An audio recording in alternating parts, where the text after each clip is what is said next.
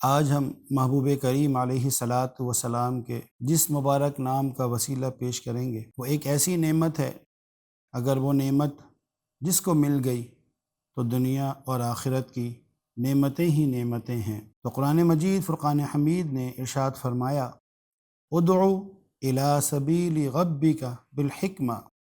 اے محبوب کریم علیہ الصلاۃ وسلام، آپ لوگوں کو اللہ رب العالمین کی طرف بلائیے۔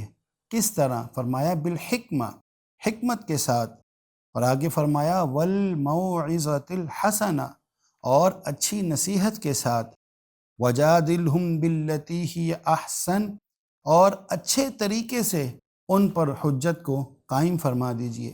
سبحان اللہ! قرآن مجید فرقان حمید کا کیا ہی حسین انداز ہے کہ آقا علیہ الصلاۃ والسلام کے صدقے قرآن نے ہمیں کامیابی کا ذریعہ بتا دیا، اور وہ کامیابی کا ذریعہ کیا ہے؟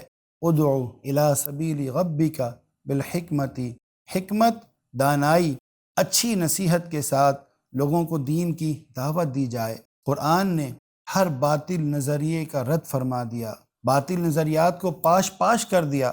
باطل نظریات، آج ہم یہ سوچتے ہیں کہ کوئی کچھ بھی کہتا رہے، ہمیں کیا، ہم کسی کو کچھ نہیں کہیں گے، ہماری عزت پر حرف نہیں آنا چاہیے، جو چاہے کرتا رہے۔ لیکن قرآن نے اس کا رد فرما دیا اور فرمایا ادعو الی سبیل ربک بالحکمہ، حکمت کے ساتھ لوگوں کو اللہ رب العالمین کی طرف بلائیے۔ اور پیارے آقا علیہ الصلاۃ والسلام نے فرمایا انا دار الحکمت وعلی بابھا، کہ میں حکمت کا گھر ہوں اور علی اس کا دروازہ ہیں۔ یاد رکھیے پیارے بھائیوں، یہ حکمت اور دانائی جس کو مل گئی اسے دنیا اور آخرت کی نعمتوں سے مالا مال کر دیا گیا۔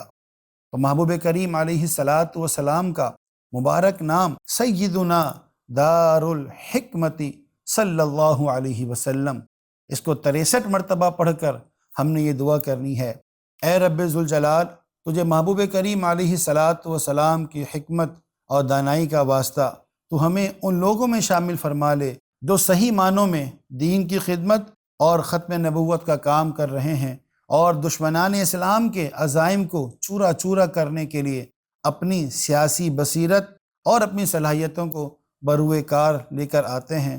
اے رب، سیدنا دار الحکمت صلی اللہ علیہ وسلم کے صدقے ہمیں ان لوگوں میں شامل فرما لے۔ وما توفیق الا باللہ العلی العظیم۔